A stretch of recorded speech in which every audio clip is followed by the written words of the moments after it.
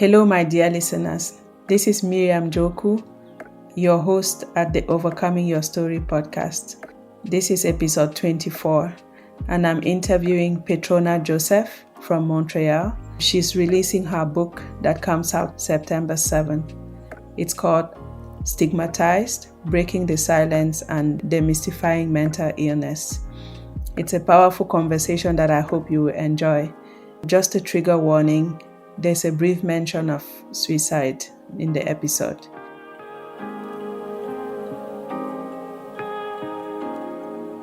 Petrona, I know you're a blogger.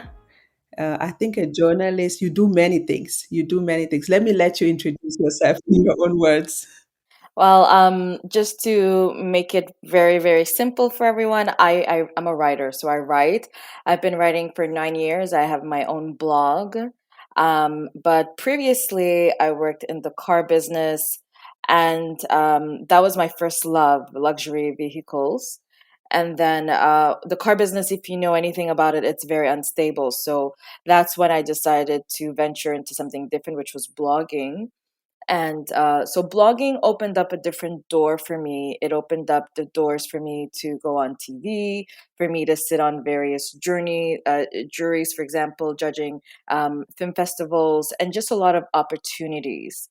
And today is a real full circle moment for me because I've always wanted to be a writer. And my second book, which is this book, I think it was my purpose, on earth, whatever that may be. So it's all full circle. My first book was about blogging and how to capitalize on that and marketing, but I was never really connected to it. So I stopped marketing it a few years ago. So, how did you come to writing this very personal book that is actually your true story? Like seeing the value, the richness of your story, and how you can impact other people's lives. So there was a part in my first book where I wrote about depression and how writing helped me get out of it, right? And I wrote about the first time I blogged. It was after a friend had gotten me out of the house 3 months after I locked myself up in the house for 3 months, only going out for groceries, which was maybe one step away from my home at the time. And my dog, she'd go to the backyard. I really didn't want to see anyone. And after that prompting, she's like, no, you have to get out of the house. So I left the house and I ventured out in the world. But that part of the book where I spoke about why I stayed in the house and how depression had affected me, I saw how a lot of people responded to that part of the book. And so at book readings, which I used to have book readings, believe it or not, at my home because I didn't want anybody to pay. So I would invite total strangers to my house. And a lot of these strangers were opening up about their own struggles. And I remember vividly, I had a young woman at my house, and she told me she had written a suicide letter this just the day before. And we're all sitting there, and I had my epiphany. And that's when I said, I will speak about my struggles one day. And I took that part of the book and I started developing. So the book it's 4 years in the making, but throughout the pandemic, Mhm. I lost my day job. I had a business. My business, I can't say it went under, but sales were slow. So then I had all of this time. We were under curfew in Montreal. So Mhm. I said, okay, well, I have all this time. Why not? So that's how the book came about. Wow, so powerful, really so powerful. If we wind it back, Petrona, because when I looked at your Instagram, I know we don't look like our struggles, because if you don't tell me what your story is, I would never guess from your Instagram. I know in one of the posts you talk about curating your life and bringing art into your life, and that's what you've been doing. But I can't imagine the force, the strength you've needed to get to that point. If you can just take us back, how did you grow up? Growing up, I was born in Trinidad and Tobago, and at age 3, my mom had passed away. So I try not to go too much into detail about my childhood too much vocally because it is very triggering for me. So and I mean, I've healed from it, but still, like, it's gonna catch up to me in 2 3 hours that that was my reality. But and I know a lot of people do have it worse. Some children were abandoned by their parents. So, but to me, mine was just a lot of instability and a lot of trauma around family life, and then moving to Montreal. I never really wanted to be here, so I was considered a delinquent child. And a lot of people think that children who misbehave in a home environment are bad kids. They're not necessarily bad kids. They are just acting out what's felt in the home. Some children are hypersensitive. I'm a hypersensitive person. So I can't, if there's stuff that I feel in the atmosphere, I remove myself. But as a kid, you cannot remove yourself. You have to live with your parents. So I was always running away. And then eventually in Montreal, I got put into foster care. I got put into the system. And so I was at foster homes, I was at group homes. And I speak about my father in the book because despite all of my bad behavior, my father didn't want to give up on me. My father could have easily just said, okay, just put her in the group home until she's 18, and then she'll fend for herself. When you leave a group home at 18, the system, I think, gives you maybe $800. That's all. So you're starting your life with $800. But my father spoke to the judge, and he says, you know what, we're going to send her back to where she's born, which was Trinidad. Then I went to boarding school in Trinidad, and I did get some reform there. I mean, but my behavior wasn't the problem. I was just acting out all of the dysfunction that I had lived throughout my years, from 3 years old to, let's say, 12 years old.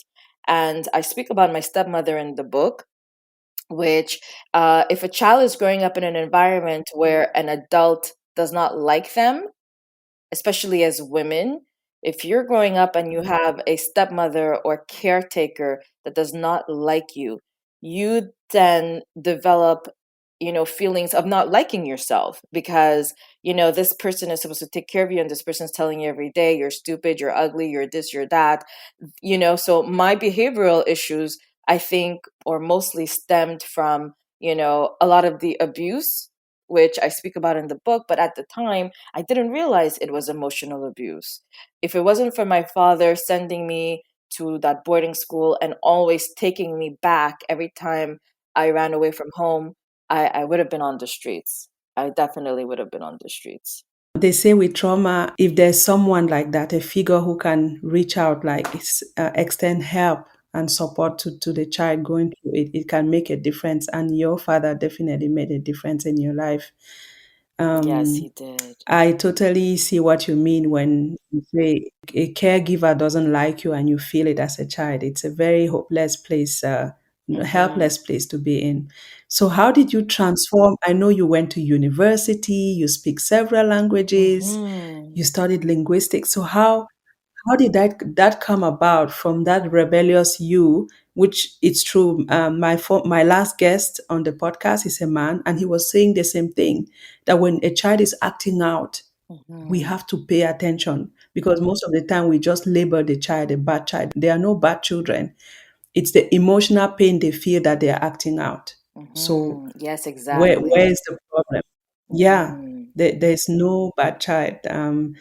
So how did that transformation process come about, Petrona? The only thing I can tell you is that I've always believed that my mother has always been with me. I have been through a lot of things that are unexplainable. For example, being stranded at 2 a.m. in Montreal one morning and having nowhere else to go, and calling someone and being like, hey, can I sleep at your house? And her being like, yeah, sure, but how will you get back? And not not having any transport, going up to a stranger and being like, hey, can you drop me off at my friend's house? And the man, he looked at me, and there was just, I always said that that was probably an angel, because the man, he looked at me and he was so concerned for my well-being. He's like, you're a 13-year-old girl walking the streets asking strangers for a ride. And surprisingly, he took me to that very location. I arrived safely, and I went to bed that night thinking that was very extraordinary. And I turned around because when he dropped me off at the house, I swear, I turned around and I wanted to look for his car. You know, like when you enter a house and you look behind, the car was gone. Either he drove off very quickly or he just disappeared. And I always say to myself, it was angels. There was always something deep inside of me that wouldn't let me give up.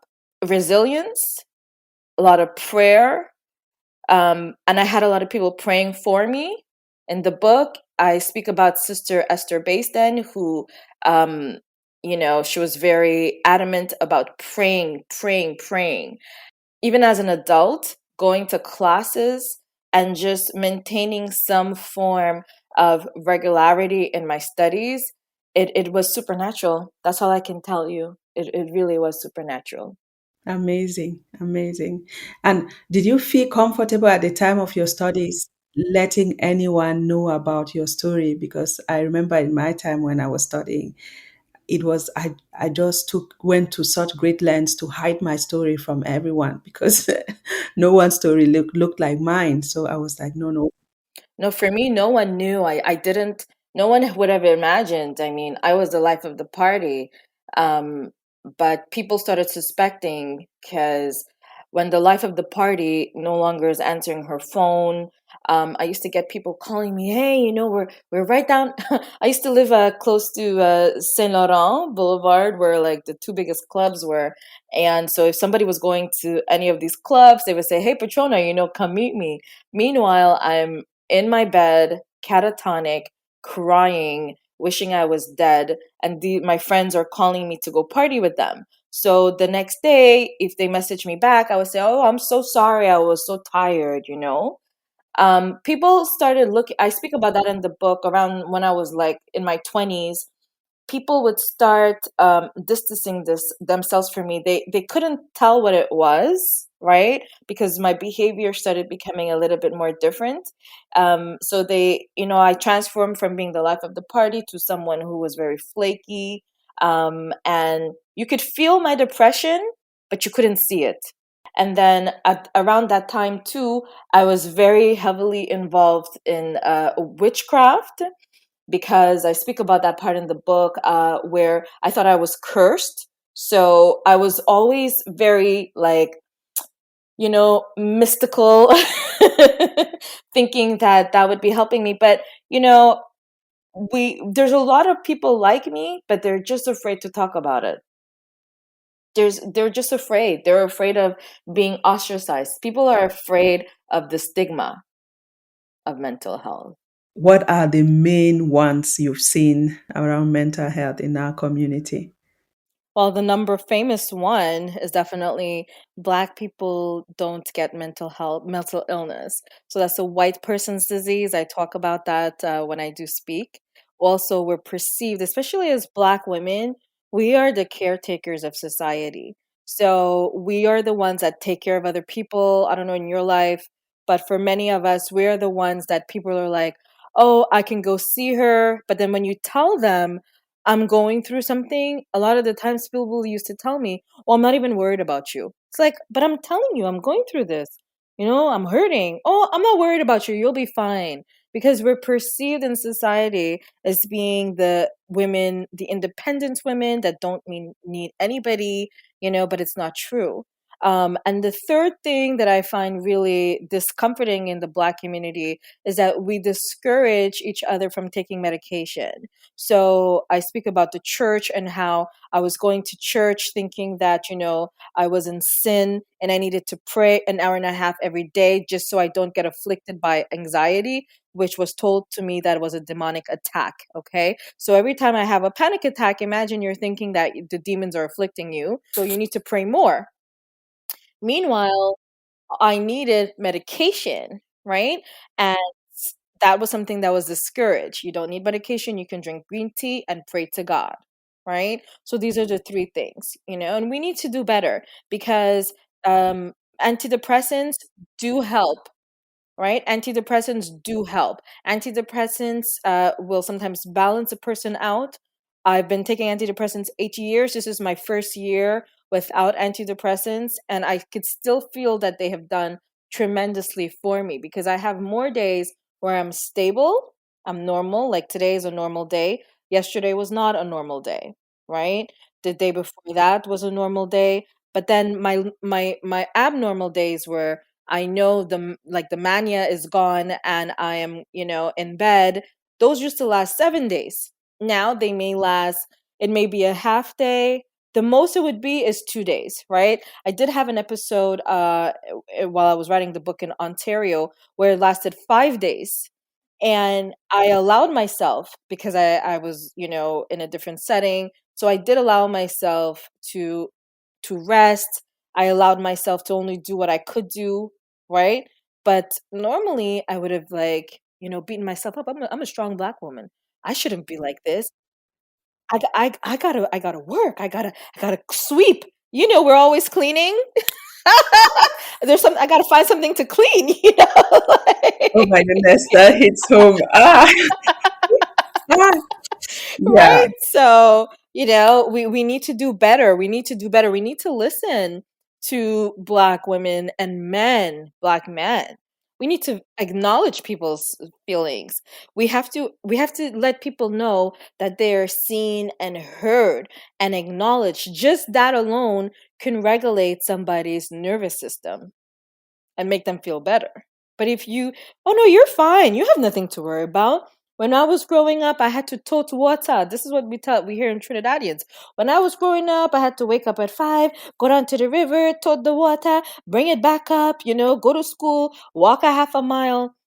Okay, I understand that, but now in this setting in North America, I'm experiencing this. So could we acknowledge it, please? yeah. And even those people who carried the water and they're trying to show they're fine, they're actually not fine. That's the thing, right? They're not fine. It's just they don't realize, they don't accept, so they are not fine, and they want to push you into that denial that we all, yes, it's all denial. No, you're fine. There's nothing wrong with you. How long? And then it brings you back into shame and guilt. Well, why can't I be happy? I have this, I have that, I have this job, I have these degrees. Why can't I be happy? As if you don't have the ability to be happy, not knowing that things happen to you, and those things, they change your brain, they change the way your brain is structured, right? All those childhood difficulties. I remember on one of your quotes on Instagram, you said you changed homes 10, you lived in 10 different homes in your formative years. I mean, that is enough to totally change the way a person experiences life. And no one can tell you, no, that's nothing. No, it's a big deal. And if as an adult it impacts your brain, we have to accept that. I like you, going from the point where I suffered for so many years to the point where I accepted to take medication, it was such a big deal. And it was such a relief when I did it after my third pregnancy and third postpartum depression. And I found doctors who found the right words to tell me, but if you're suffering so much, do you know you're not connecting with your child? And then that, Wow. Wow, that's wow, powerful. wow. Because I Yeah. want to suffer for myself, but to see that actually indirectly I inflict that on my child, I'm like, no, I don't want this. And then when I got the education, because it's fear out of miseducation, when I got the education on the antidepressant that we had been discussing for months, I was like, no, this will help me. And it did help me a lot. Did it? That's Oh my goodness. beautiful. It helped me. I think I bonded Right? better with my third daughter. It was easier. Right. Yeah, it was easier. Yeah. Mm. And then I was not, for the first two, I was just suffering and waiting to get to the point where they are not so dependent on me anymore. In this Mhm. time, I was not in that state. I was just enjoying it, not waiting for any milestone. And it was thanks to Mhm. the antidepressant. I will always say, yeah, Wow. yeah, That is so powerful. yeah. And I can tell you, as an Mm. African girl, getting to the point where you say, yes, I want to take the antidepressant. Girl, I know, right? You Yes. have to unlock that brain on levels and levels. You understand that too. I get You you. know, Oh my gosh, yes. Because even in you know. Trinidad, like, same thing here. Yes. same stories. Pray, we had it harder, you guys had it easier. No, it's just that we don't know what impacts a child in our communities. We don't know that a child needs to be nurtured, encouraged.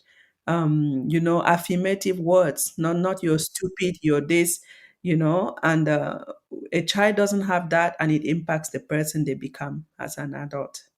It may not affect them right away, but yes, it does affect adults. It really, because we're just replaying everything we heard as a kid. And sometimes it stays dormant, huh? We do well, we go to school, we get great jobs. Everybody say, wow, you're so this.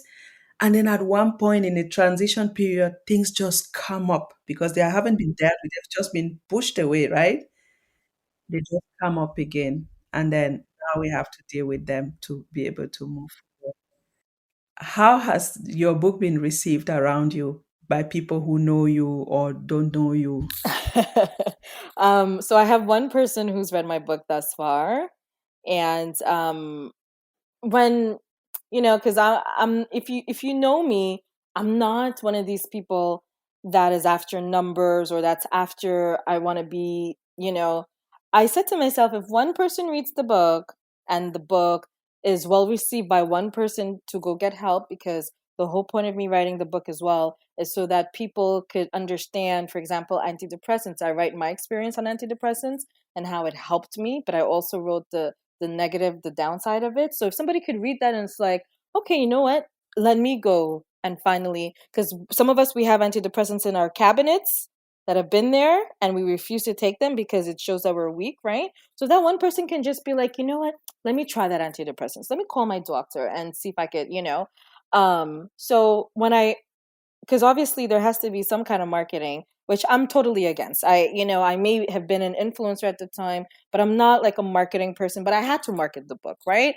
I wrote it. So, and I was like, oh my goodness, because I still have my old bosses that follow me. I have my friends' kids who follow me, a lot of brands that I do partnerships with that follow me. So I'm like, oh my goodness, are people going to stop being my friends? Are people going to tell their kids, don't look at her Instagram anymore? And I got the total opposite.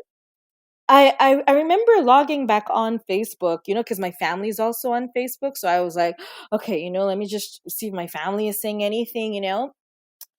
I was like, what is going on here? The shares, the likes, the my inbox. I had so many inbox messages, I couldn't answer everything. It took me some days to finish all of them. And then I sat back to myself and I said, this is the Lord's work. Okay? This was intended by God. I am doing the Lord's work. That is why it's having this response. Okay? Because the book is not just talking about depression and anxiety, it's talking about all of the other stuff that comes with that. Codependent relationships. I speak about that, being in a relationship with someone because I didn't grow up with the attention on me. So I needed to be in a codependent relationship where I can forget about my problems and take care of this drug addict, right? Which in many years now I could say he was a drug addict, but back then I thought it was normal. But then when the second drug addict come, then you're like, okay, I'm attracting situations. So I speak about that. I also talk about um, drugs, right? And so there were so many drugs around me, but there was just always something, no matter how depressed or how catatonic I may have felt inside, I just was never able to take that first line of cocaine or participate in smoking weed. It wasn't for me. So that in itself, a lot of people could relate to that because a lot of people are in codependent relationships with friends, family members. So the book touches a little bit on everything. And because I was a public figure, because I've been on TV, a lot of people are telling me, you were going through all of that? The first time I appeared on television, I was it affected me so dramatically that the next time I made sure I had a lot of Ativan.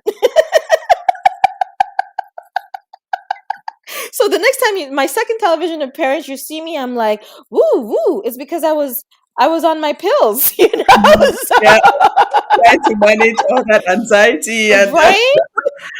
So a lot of people could relate to it. A lot of high level profiled people that we see in the public. That's the difference the book has been making for me. A lot of them, they've been reaching out and they're like, oh my God, thank you for talking about it. My ex-husband was abusive. Thank you for speaking about it. Yeah.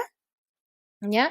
And what's interesting in the book that a lot of people don't know about me is my involvement in the occult, because I thought I was cursed. I thought depression and anxiety, and that's coming from the Caribbean background. Tell us a bit about that because you mentioned it in the morning and I didn't ask you further. So, how does that work? You go see spiritists and they tell you, yes, this is a curse. You need to get rid of the curse. So give me $3,000 and I will get rid of the curse. And so I went through that cycle for 8 years, Oh, wow. And giving that a kind of amount of money? sometimes less, Mm-hmm. right? And then Yeah. in the book, you're going to see that I was so, but I got addicted to that, right? Because Mm-hmm. it's addictive. Yeah. You know what? I understand that because in Cameroon, where I come from in Africa, we have going to the traditional doctor. You know, you go and they look and they say, "Oh, yeah, your spirit is someone is holding your spirit. You have to give money. You have to give a good for us to free." I didn't know you had that. You see, I'm learning so much. Thank you. No, but And, it's true. That's what they were telling me. I ah, went through all kinds of ceremonies yeah, yeah. Trying to free yourself and from this. from the person who cursed you, Yeah, yeah. They say, all oh, you kinds of know, stuff. because your family line, so you have to do this and this to free. But actually, today I just call it childhood trauma, intergenerational trauma. Thank you. That's what is holding us. Thank you. It's when we know Thank you. about this and we hear from it, it's the curse lives itself. If we call it a Thank curse, you. So I speak about that in the book. I speak about that. The last spiritualist or the witch doctor, when I've had enough, because I think my bank account was really going low, and I went to see him. He's like, you know, it's actually quite scary, because he tells me there's a demon that's in love with you, and this demon is suppressing you. That's what's keeping you very heavy. Okay. So as a woman, how do you think that makes me feel? I think that going through a lot of these spiritualists affected my mental health even more, right? So I said to him, I said, so you're telling me that if I go to the church and I pray and I ask God to remove whatever this is away from me, it wouldn't work? And he told me, he says, if you go to the church and you pray and you ask God to heal you from whatever this is, he will do it, but it's going to take longer. That's the last day I ever looked back and I ever spent no. Yeah, that was the last day I never looked back after that, right? Then I had to go to a church to get deliverance, because a lot of the things, a lot of the there's also actually no, there's a witch. That was the last time. I think I was still seeing another witch, but she was in Trinidad, and she'd be like, "Okay, I need some money." But like, she was on my roster. I had a lot of them on my roster. I had one in Trinidad, I had one in Longueuil, I had one in Montreal. I had a someone I went to see every week so I could see where the danger is coming from. Think about it. But it's trauma. It's dealing with the trauma, PTSD. you never felt safe as a child, and you don't want to ever feel like that anymore. So you're Hmm. trying to see where it could come from so that you could preventively stay away from the danger. Exactly. That's and trauma. and that's something in our community. If you tell somebody in the Black communities, in some parts of it, right? I'm not saying that voodoo and stuff like that, I don't know, that's up to God and the people who practice. But there are people out there that will see your weaknesses and prey on you, and that's genuinely what happens. And you keep paying. Meanwhile, you should be going to see a psychologist and taking your medication.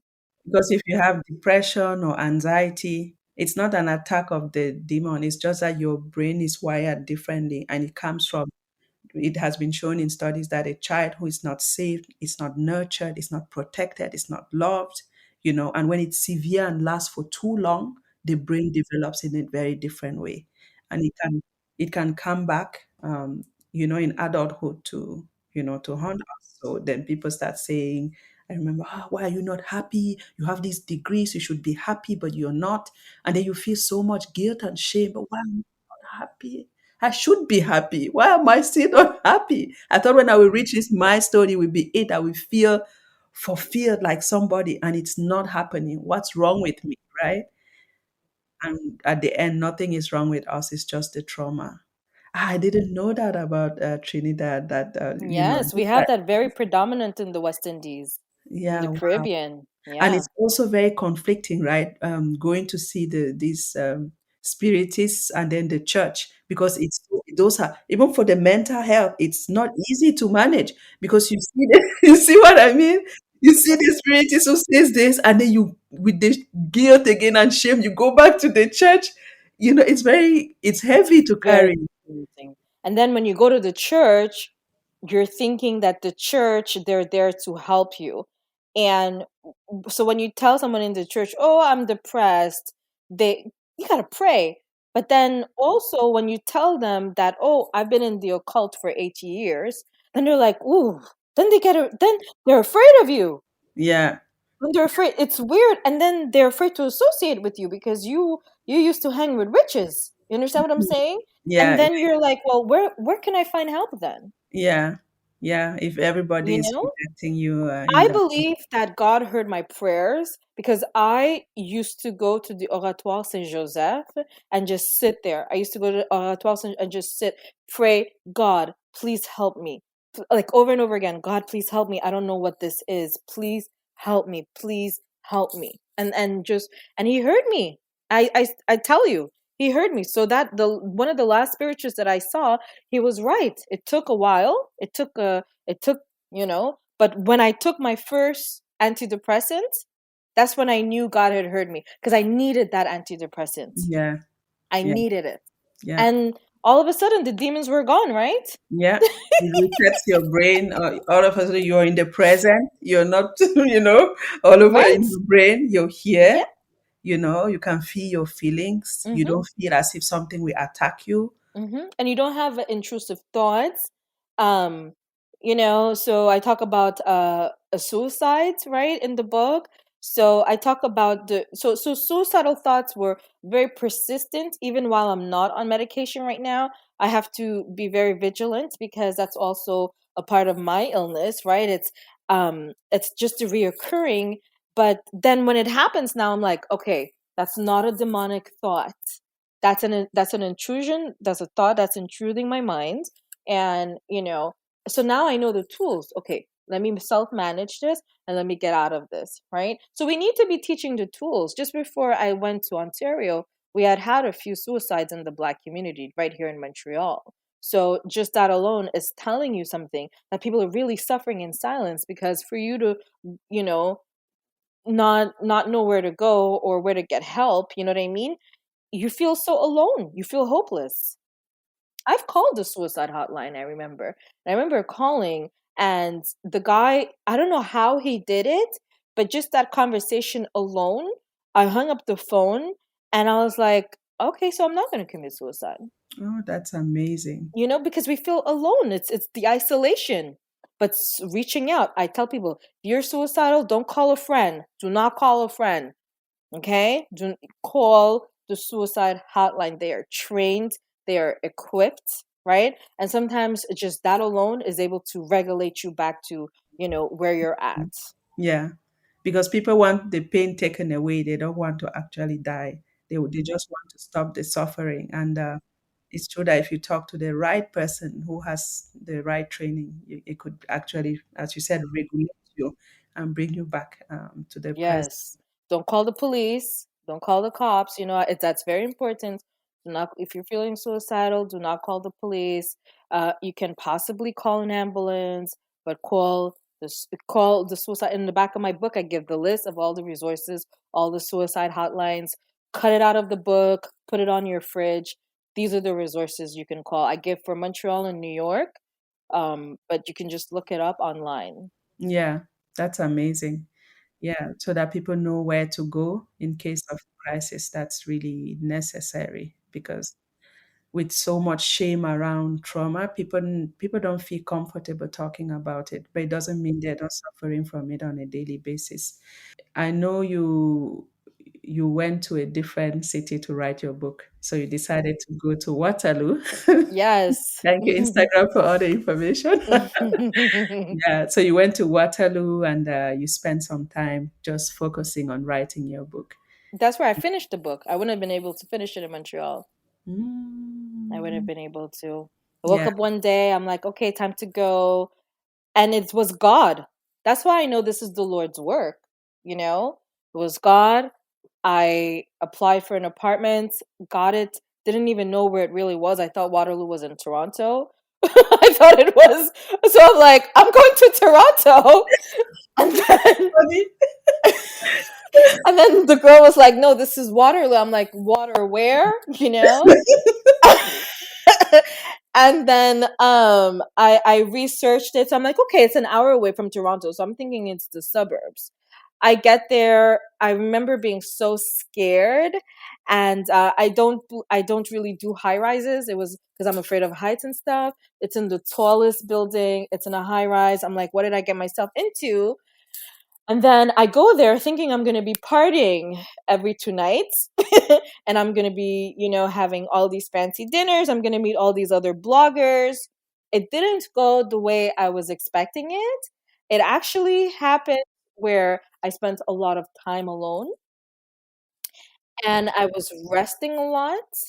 And that's how I was able to write the book because the book reliving the trauma. So that's how I knew it was God. Even to come back to Montreal, it was God ordained. One of my friends came to Toronto to get like she came to Toronto and I came back to Montreal. I came back to Montreal. I didn't have a place to stay. She's like, stay at my place. Like it was all God. It was all God. That's why the response to the book, I don't care about best selling. That's not my goal. But I want people to know that it was ordained by, so it's going to reach the people that it's supposed to reach. But that was Waterloo was the one of the best experiences for me. Wow, I'm really happy. I'm really happy. Yes. Before you talked about, you mentioned symptoms of your mental illness. So, were you ever diagnosed with a mental illness? And if you don't feel comfortable sharing, we don't talk Hmm. about it. But Well, wait, yeah, I was diagnosed with reoccurring depression, and definitely anxiety. That's why I was prescribed the medication I was prescribed. A very poignant point to note that when you're suffering from anxiety, your doctor may put you on antidepressants.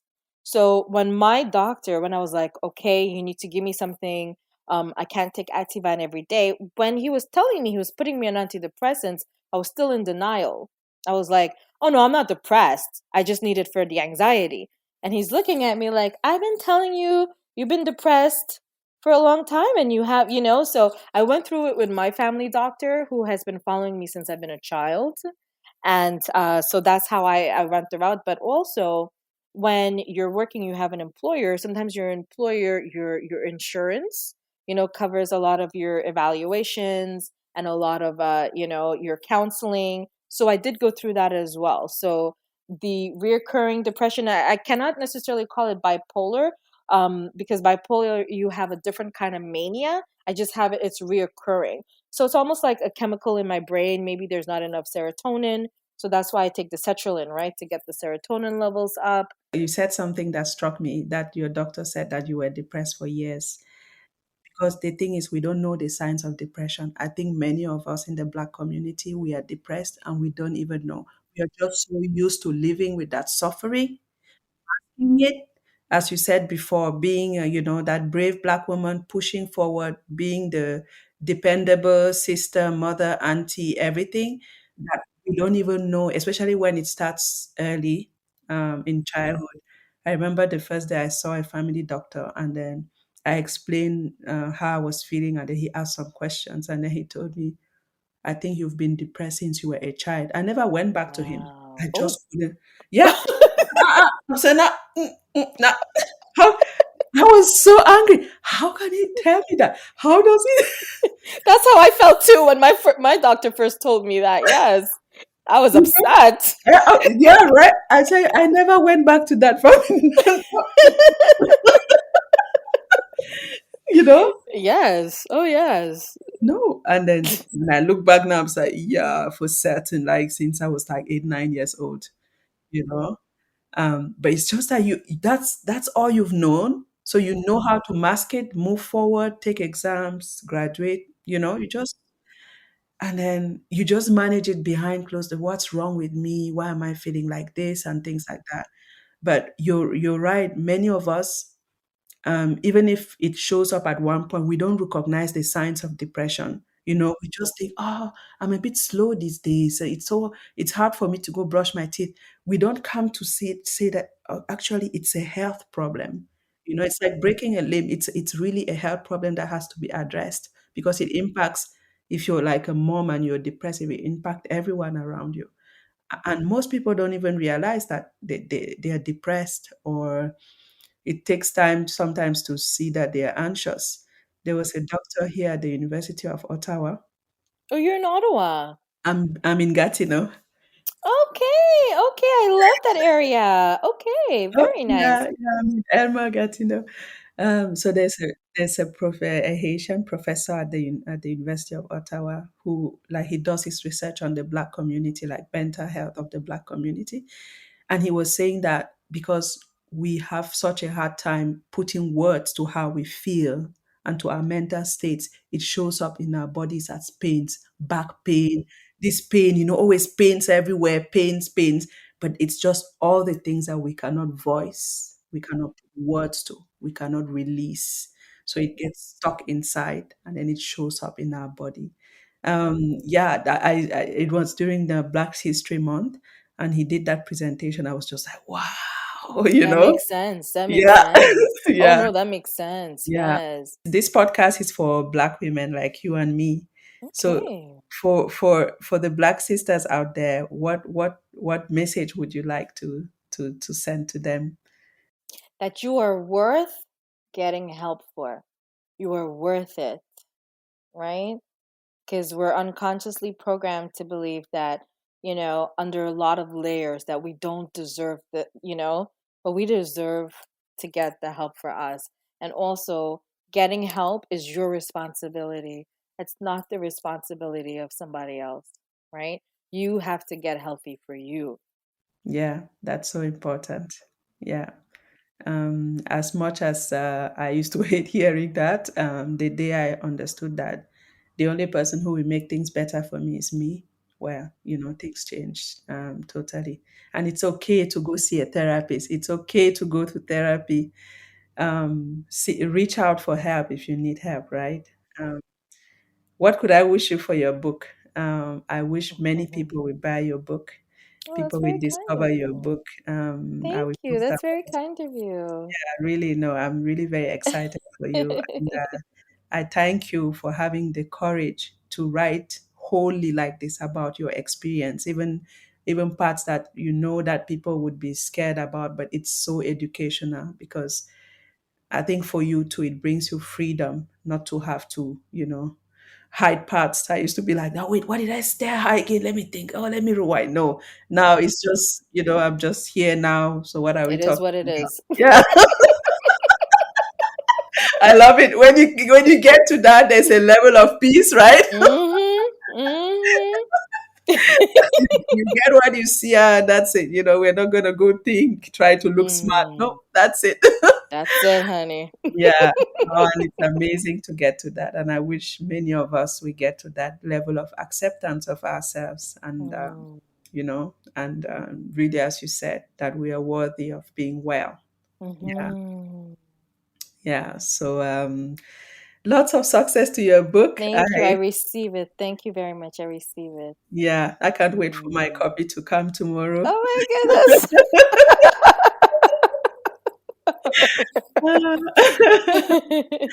Yeah, yeah. And when one person steps up and frees their voice like this, it gives courage to so many people. And as you've been goodness. saying, even people you wouldn't expect reach out to Mm-hmm. you and they say, hey, I what you're saying here speaks to me because it's also my experience. And sometimes you're like, whoa, you too, like, because you really, Right.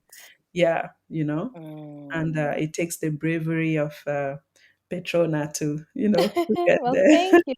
There's many of us. There's many of us, Yeah, There's many of us. And then you're going to write your book as well. And that's going to also shed another light. And it will yeah, educate women like myself. You know what I mean? Because it's mhm, all about education. yeah, yeah, yeah. Because when Mm, we know better, I believe we can do better. exactly. For Yeah, all of us, for yeah. everyone. Okay, so thank you so much. My Thank you. pleasure. Thank you.